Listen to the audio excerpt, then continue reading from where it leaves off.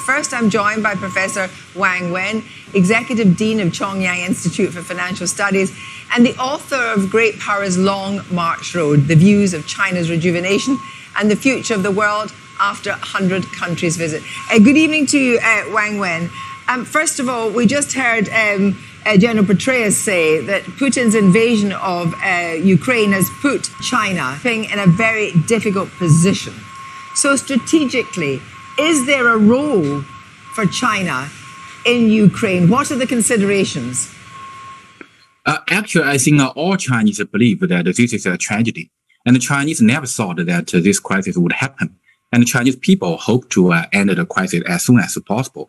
But secondly, most Chinese believe that the crisis is very complex and cannot be described as a simple invasion. So we sympathize with Ukraine, and Ukraine is very, very pity. And Ukraine is very obviously cheated by the United States and NATO. And Ukraine now has become the war agent of the U.S. to suppress Russia. And Ukraine is the biggest loser of this crisis. Well, so now that's why we are very concerned about Ukrainian people. And China has provided the humanitarian assistance. And in China's views, Ukraine's best strategic positioning is to become a bridge for the exchange of the civilizations between the East and West. Well, let's be clear. You believe that the US and NATO are agents of the war in Ukraine. China, so far, has remained neutral.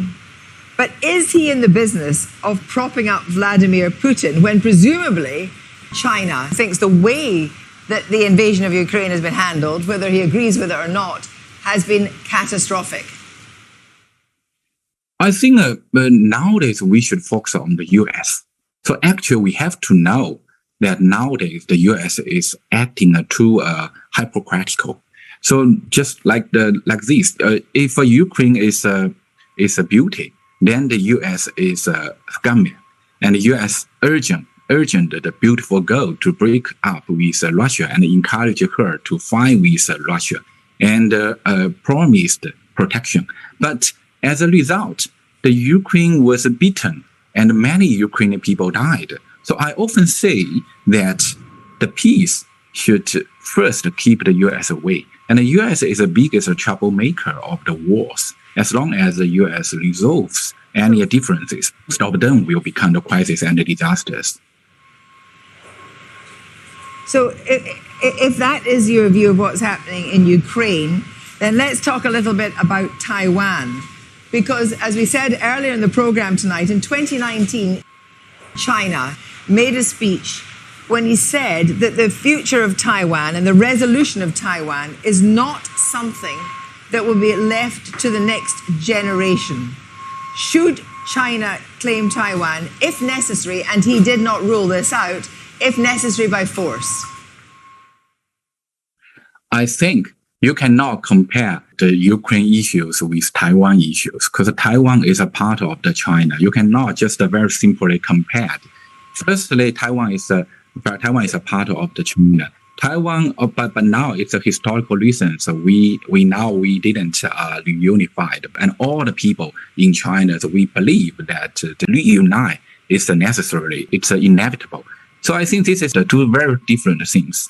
But back to That's it.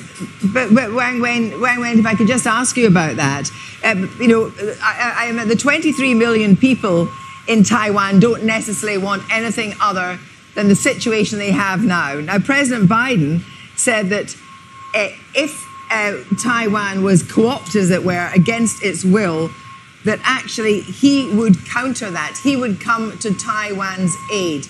Do you think that's a legitimate position for Joe Biden to take, given that Taiwan wants to remain an independent from China? I think one very obvious condition is that over the past half centuries, the U.S. has often provoked wars between neighboring country or neighboring regions in other regions. Such as Iran and Iraq, India and Pakistan. Now it's Ukraine and Russia. so that U.S. can maintain its hegemony.